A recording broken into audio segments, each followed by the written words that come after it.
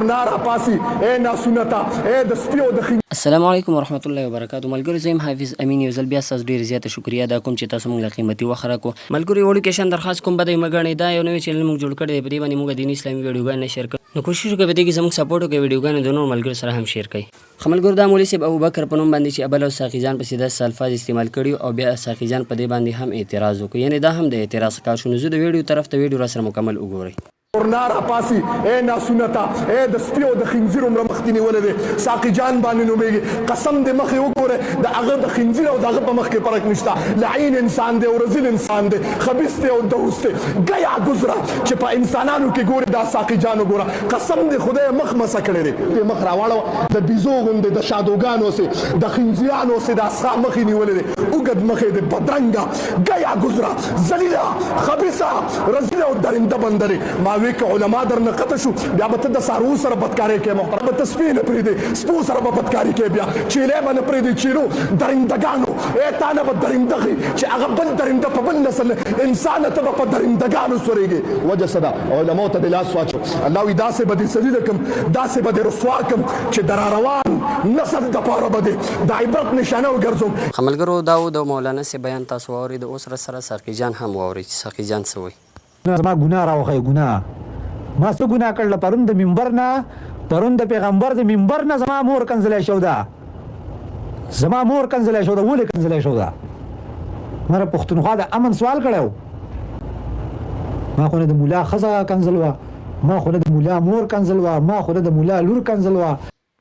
که تاسو ته وګورئ چې دا اوس ریسنټلی چې تاسو کوم ویډیو ډېر زیاته چلیږي په هغې کې تاسو چې کوم ډېر بیډ ورډز یوز کړي دي او تاسو ډېر په مقدس او ډېر په دغه د پیغمبر علیه الصلاة والسلام په ځای باندې تاسو ناستېږي.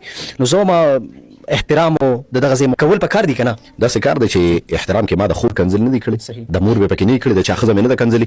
د الفاظ خو قرآن کې تذکره د خنزیر او د سپي او دا ټول ولې موږ نه وایو، خو که د یو فرد دپاره ما ووایو نو هغه ما په دې نسبت باندې ووایي چې د هغه مثال هم دغه دی، مثال یې د سپو د خبیثانو د دوسانو دی. پوه شئ چې علماو دغه پسې غاپي. ما دا خبره کوله په دې خبره خو زور داسې کار دی چې د ټرین خو ځان له خبره ده. دغه ټیم کې وار وشو زما په استاد او مربي فخر المحدثین حضرت العلامه مولانا الشیخ ادریس دامت برکاتهم القدسیه، بلکې چې تمام عالم او تمام دنیا یې پیژني. داسې به نه منم چې یو سړی به پښتوني موبایل به ورسره یا کیسټ به اورېدلی او شیخ صاحب به نه پیژني.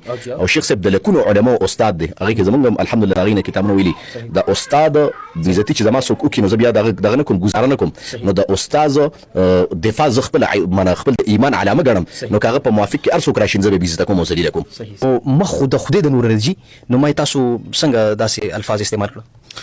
داسې کار دی سلمان چې ټول نه اول خو مخ بویه. صحیح. دا مخ د چا دی؟ د مؤمن دی که نه د داسې د اوس منافق دی که نه؟ بعضې الفاظ به تا ما په منبر باندې اورېدلي. نو هغه موافق بیا موږ خبره کوو، هغه د مؤمن مخ دی چې هغه نورانیت دی او بد ورته نه دی ویل پکار. او کوم چې دا بل کس دی نو دا خو زه مؤمن نه ګڼم، دا خو منافق دی. کوم چې نبي اسلام په زمانه کې خو بس فرق دا دی چې هغه اعتقادي منافقان او دا عملي منافقان دي. هغه پیغمبر پسې لګي او دی وارثانو پسې لګي دي.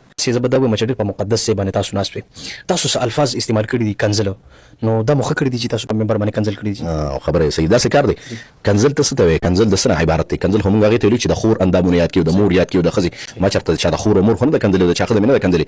دا د یوس لفظ حدیثو کې شته، په خنزیر او سپی دا ټول قرآن کې شته، استعمالېږي که نه؟ پوه نه شي دا علماو دا خطبه یې په تقریرونو کې کوي که نه؟ خو ما د یو فرد لپاره استعمال کړه، که ته وایې چېرې دا کار ټیک نه دی، دا الفاظ ټیک نه وه، نو آیا د شیخ صاحب د تنې نه دا خپل سر کټ کول او په سپي باندې لګول دا ښه کار دی؟ دا د یو مؤمن د سر بېعزتي او د مخ بېحرمتي نه دا ډېر ښه کار دی چې د یو انسان سپین ګیري. ګوره نبي اسلام مبارک فرمایي چا چې د دریو افرادو عزت وکړه ډایرکټ زما د خدای وکړه نمبر 1، چا چې د سپین ګیري عزت وکړه زما د خدای وکړه نمبر 2. نبي اسلام فرمایي چا چې د عادل حکمران عزت وکړه دا زما د خدای عزت او نمبر 3، چا چې د یو عالم عزت او احترام وکړه دا ډایرکټ زما د خدای دی، د خدای عزت. نو ګوره شیخ صاحب سپین ګیري هم دی او عالم او محدث هم دی. نو چې ته د یو سپین ګیري نه د سر د تنې نه سر کټ کړې او هغه عالم هم دی او په سر د پټ کړې هغه ته په سپي باندې ولګېم، دا کار ډېر ښه دی. که د الفاظ مې ورته ویلي دا ډېر ښه دي. ته ماله دې خبرې جواب راکړه. ملګرو د مولانا صاحب خبرې به تاسو اورېدلې، امید دی چې د ذهن کې ستاسو کوم اشکالات وو نو هغه به ختم شوي. یقینا زما په ذهن کې هم د اشکال و کله چې ما د مولانا صاحب بیان واورېد چې یاره مولانا صاحب داسې خبرې کړي دي، نو زه په دې باندې خفه شوم چې یاره ساقي جان یو عام کس دی، نو په کار دی چې هغه ته په ښو اخلاقو کې جواب ورکړی شي. نو بیا چې کله موږ د مولانا صاحب د نور ویډیوګانې وکتلې یقینا اشکالات زمونږ هم ختم شو. خو لیکن زما ارای بیا هم دا دی چې یاره بحیثیت عالم داسې یو ښه جواب ورکړي په اخلاقو سره.